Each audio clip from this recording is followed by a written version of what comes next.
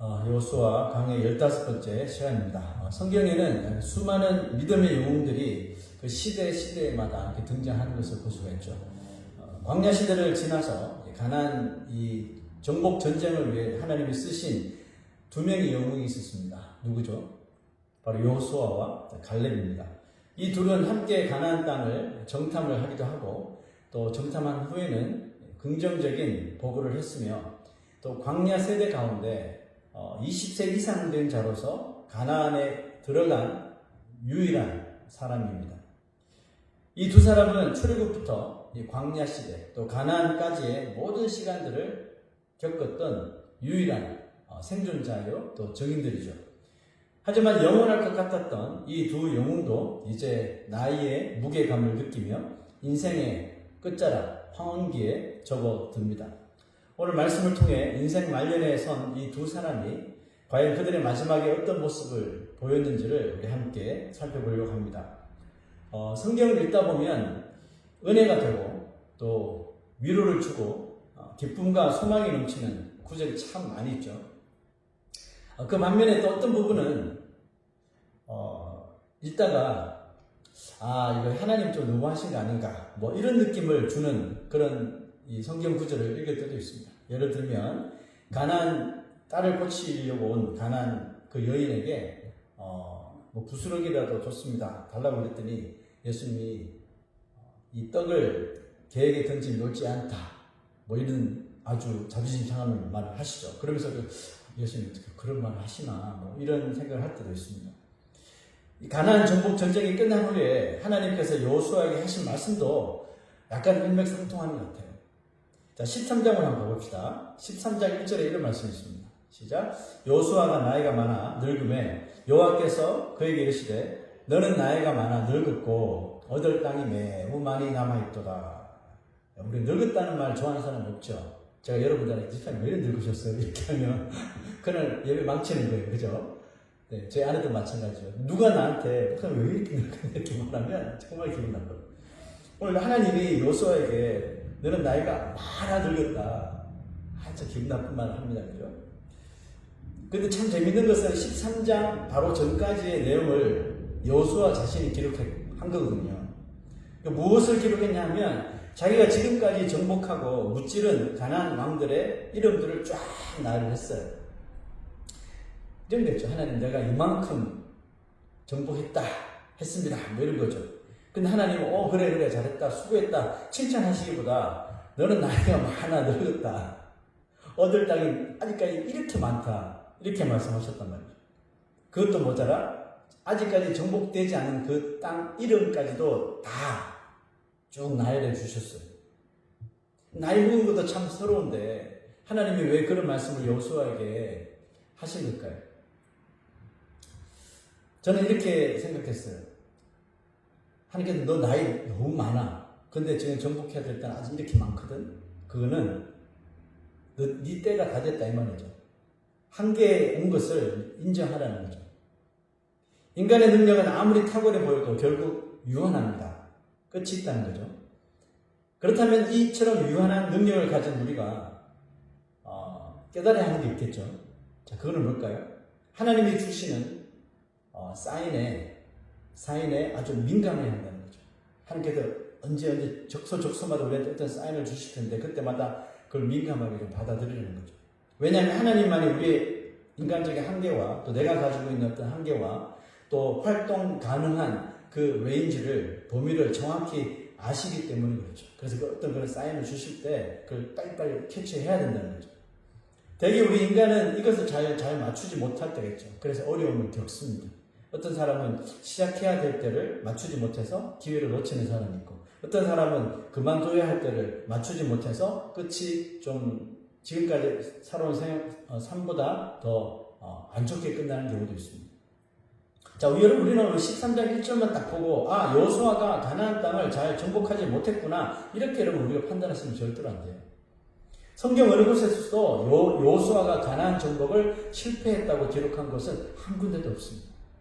분명히 여호수아는 성공적으로 이 가나안 정복을 잘 감당한 정말 역대급 지도자가 맞습니다. 그런 하나님의 말씀에 자신의 섭섭함을 뭐 토로하거나 하나님 왜 그렇게 말씀하십니까? 저 더 할 수 있습니다. 뭐 이렇게 반문을 제기하지 않았어요.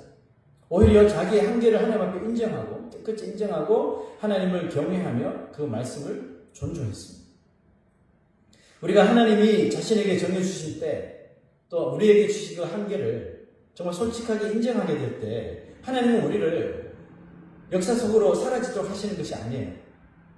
그때부터 나 자신에게 맞는 일을 또 하나님께서 분명히 준비해 주신다는 거죠. 그러면 우리는 그 일에 순종하면 되는 거죠. 그 일이 어떤 일이 되었든지 간에 잘 순종하면 되는 거거든요.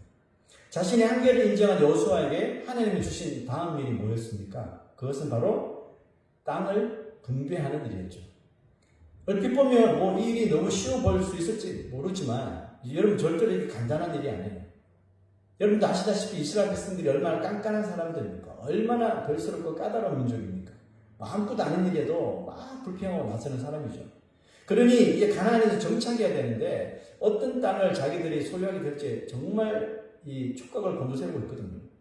그러므로 분배한 땅을 그들이 원치 않을 수도 있고 또 다른 땅을 더 요구할 수도 있는 거겠죠. 골치 아픈 일이 많습니다. 그런데 이 일을 젊은 여호수아가 하는 것하고 산전수전 다 겪은 정말 베테랑 중에 베테랑 지도자 여호수아가 나누어 주는 것하고는 이거는 느끼는 차원이 다른 거죠. 그러므로 하나님이 가장 적당한 시기에 가장 적당한 일을 이제 여호수아에게 주셨다는 것이죠. 그리고 여호수아는 그 사명을 감사하며 감당하였다는 겁니다. 우리의 한계가 있음에도 그것을 만약에 무시하고 자신의 욕심을 채우려 하는 것은 분명 하나님의 뜻이 아닌 거죠.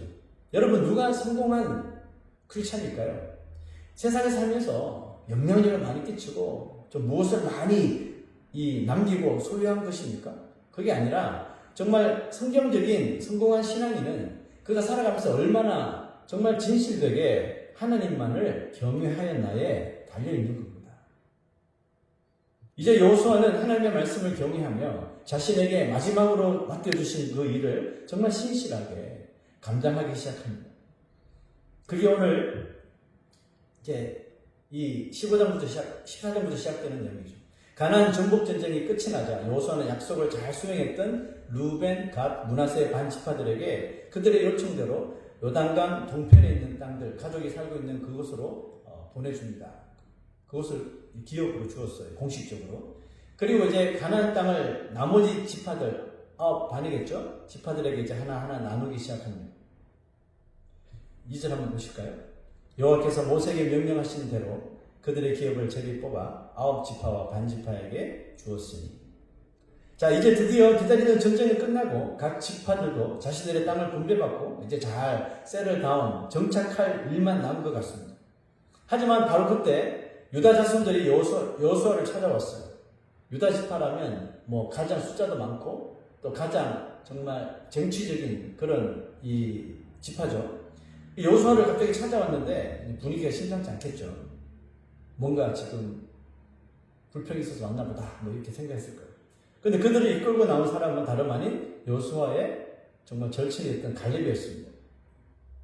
갈렙이 땅을 분배하는 이 시점에 여호수아를 찾아온 이유는 분배받은 땅이 아닌 다른 곳을 청원하기 위함이었습니다. 그런데 갈렙의 요청은 자칫 다른 지파들에게 좋지 않은 모습으로 비춰질 수도 분명히 있습니다.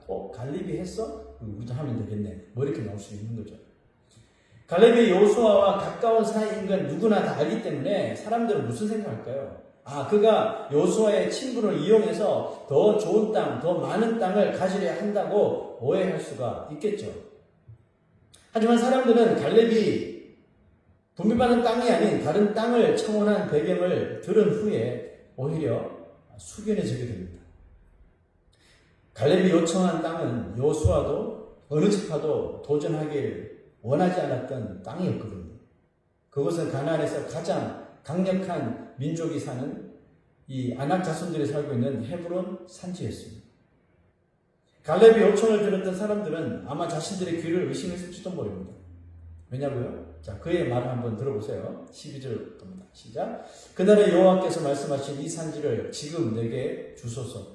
당신도 그날에 들으셨거니와 그곳에는 안악 사람이 있고 그 성읍들은 크고 견고할지라도 여호와께서 나와 함께 하시면 내가 여호와께서 말씀하신 대로 그들을 쫓아내리다. 여러분, 갈렙이 45년 전에 하나님께 들었던 약속이 있었어요. 당연히 여호수아도 들었겠죠. 그것이 무엇이었는지 한번 봅시다. 민수기 14장 24절 시작. 그러나 내 종 갈렙은 그 마음이 그들과 달라서 나를 온전히 따랐은즉 그가 갔던 땅으로 내가 그를 인도하여 드리리니 그의 자손이 그 땅을 차지하리라. 콕 집어서 내 종 갈렙이라고 말했어요. 여호수아도 같이 있었지만 정말 더 옷을 찢으면서 부정적인 보고를 하는 이 보고를 듣고 옷을 찢으면서 그렇게 하면 안 된다. 이거 하나님께서 약속하신 거기 때문에 저들은 우리의 밥이다. 이렇게 말했던 사람이 갈렙이거든. 그러니까 하나님께서 콕 집어서 말한 거예요. 내 종 갈렙은 그 마음이 그들과 다르다. 그는 나를 온전히 따랐다. 이렇게 말씀하셨어요. 갈렙이 하나님께 들었던 이 말 한마디 때문에 그는 무려 45년을 기다렸다는 것이 여러분 정말 놀랍지 않습니까? 45년이 짧은 세월이 아니잖아요.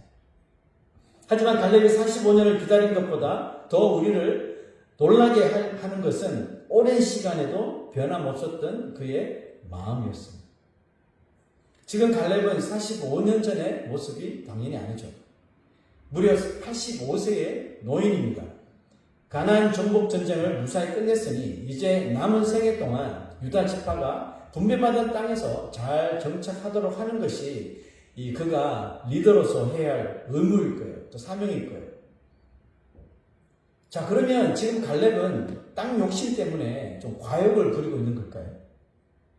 그렇지 않습니다. 여호수아에게 그 산지를 달라고 강구하는 갈렙의 눈은 즉 욕심에 불이 탄 과욕의 눈이 아니라 45년 전에 약속하셨던 그 약속을 드디어 실행할 수 있다는 희망과 기대에 부푼 그런 눈이었던 거죠. 갈렙은 마치 이 날을 기다렸다는 듯이 너무나 지금 감격하고 있는 거예요. 그는 마치 어린아이처럼 신나하고 해맑고 아니면 청년처럼 뜨거운 열정으로 지금 가득 차 있는 거예요. 지금 이 갈렙이 했던 말을 보시면 막 흥분되어 있다는 걸 여러분 느끼지 않습니까? 갈렙에게 85세라는 나이는 숫자에 불과할 뿐 그의 마음은 이미 45년 전으로 돌아간 것 같아요. 하나님이 때가 지금이라는 것을 느꼈을 때 여러분 요동치는 여러분 하얼비트를 우리도 느낄 수 있지 않습니까? 아, 지금 하나님 때인가? 그게 확 느껴질 때는 정말 그리스도인이고 하나님의 뜻을 기다리는 사람이라면 흥분하게 되는 거죠. 그 지금 이 갈렙이 흥분 상태인 거예요. 갈렙은 여호수아에게 지금 자신이 얼마나 이 날을 기다렸으며 또 그 긴 시간 동안 자기가 어떻게 살아왔는지 간증을 하기 시작합니다. 자, 10절 11절 봅시다. 시작. 이스라엘이 광야에서 방황한 이 45년 동안을 여호와께서 말씀하신 대로 나를 생존하게 하셨나이다. 오늘 내가 85세로 돼 모세가 나를 보내던 날과 같이 오늘도 내가 여전히 강건하니 내 힘이 그때나 지금이나 같아서 싸움에나 출입에 감당할 수 있으니. 자, 두 가지가 눈에 띄죠. 여호와께서 나를 생존하게 하셨다. 왜? 그 약속을 분명히 지키게 하시고. 둘째, 나는 여전히 강건하다.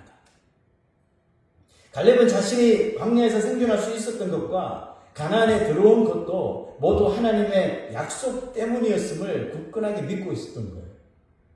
그리고 그가 한 것은 그 약속이 성취되는 날이 언제가 될지 모르지만 그 날이 올 때까지 뭘 했어요? 체력 단련을 했다는 거예요. 왜? 힘이 있어야지 그 땅을 차지하지. 그래서 그동안 잘한 거예요. 45년 동안. 오늘도 내가 여전히 강건하니 그때나 지금은 힘이 똑같다는 거죠.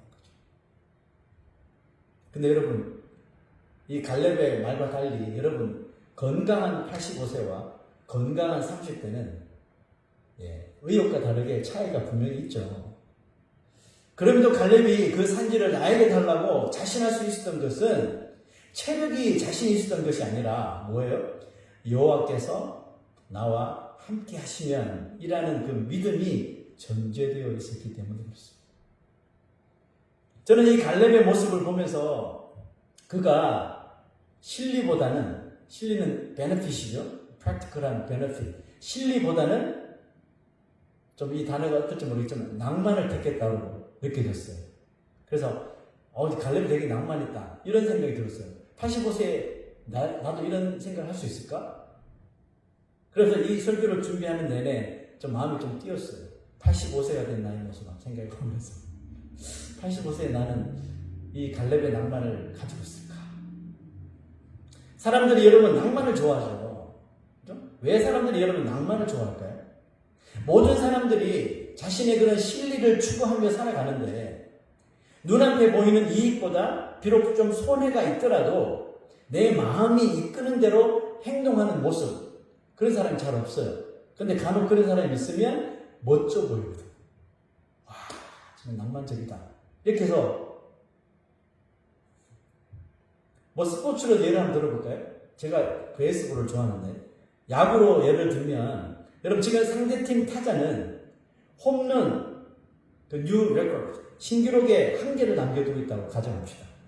자, 이럴 때 보통 투수들은 자기가 그 뉴 레코드에 희생이 되지 않으려고 그 타자와 그 홈런 타자와의 그 승부를 살짝 피합니다. 또 어떨 때는 코치가 자동적으로 그 선수를 걸대줬습니다.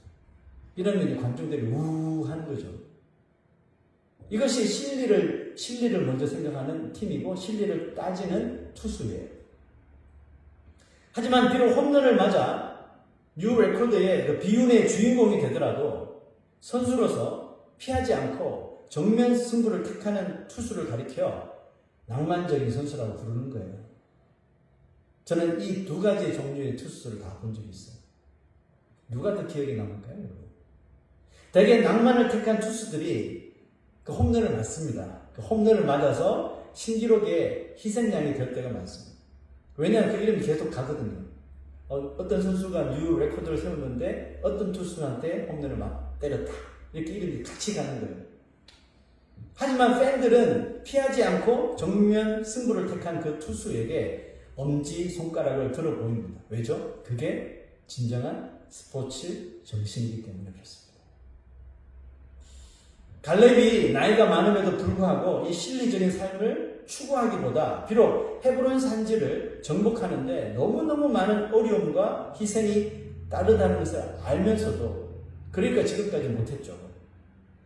그럼에도 불구하고 지금 정면 돌파를 택한 일이 제가 보기에는 참 낭만적으로 보였다는 겁니다. 혈기왕성한 20대, 30대도 아니고 40대도 아니고 지금 85세의 노인이 지금 이렇게 정면 돌파를 택했다는 것은 정말 멋있는 일이에요. 신앙생활을 낭만적으로 하는 사람은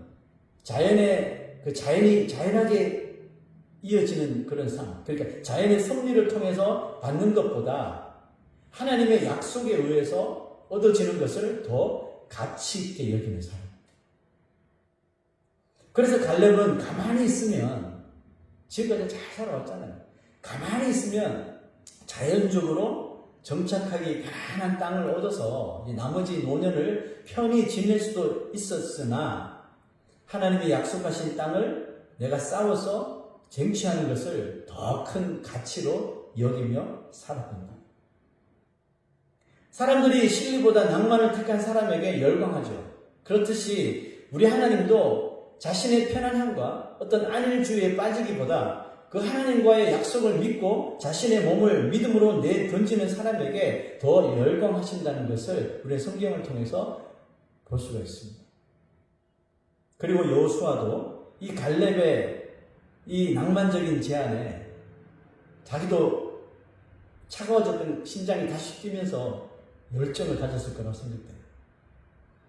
근데 하지만 한편으로는 광야에서부터 가나안에 이르기까지 이 모양 저 모양으로 자신을 뒤에서 다 서포트해주고 도와준 절친이자 정말 동생 같은 갈렙이 그 나이에 무모해 보이는 선택을 하는 것을 여호수아는 내심 좀 막고 싶은 마음도 있었을 거예요. 고생할 게 뻔하니까.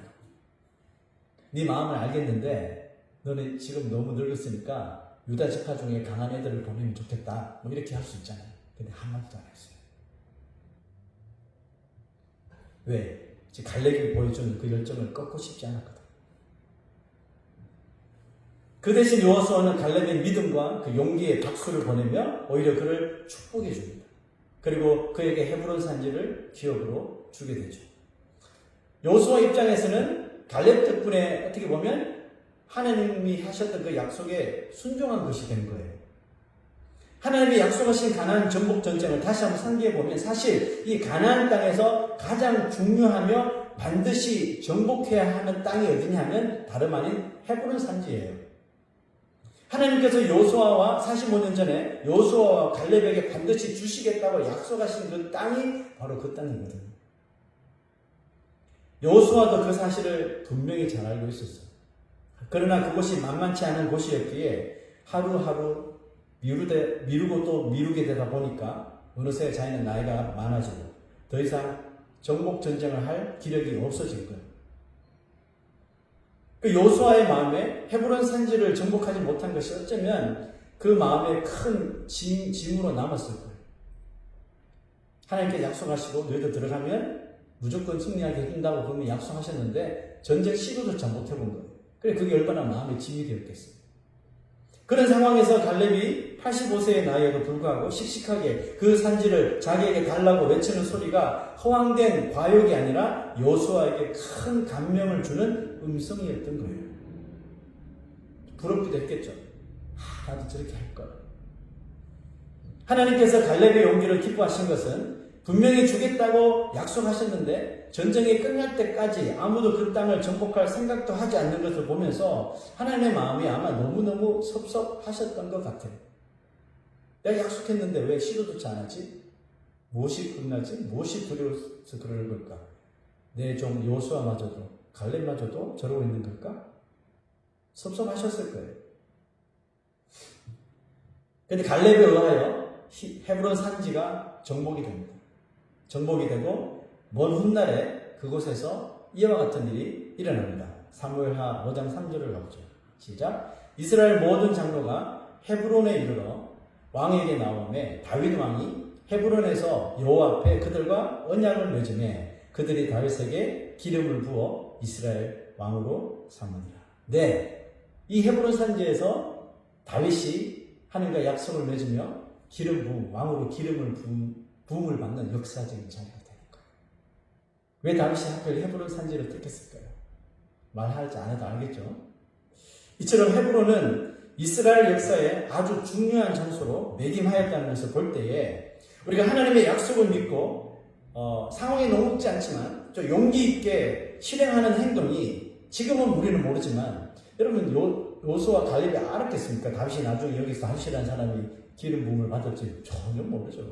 그런데 우리가 알지 못하는 그 훗날에 얼마나 역사적인 일이 벌어지고 그것이 얼마나 큰 일을 하게 되는 장소로 변하게 될지 우리로 하여금 깨닫게 해준다고 믿습니다.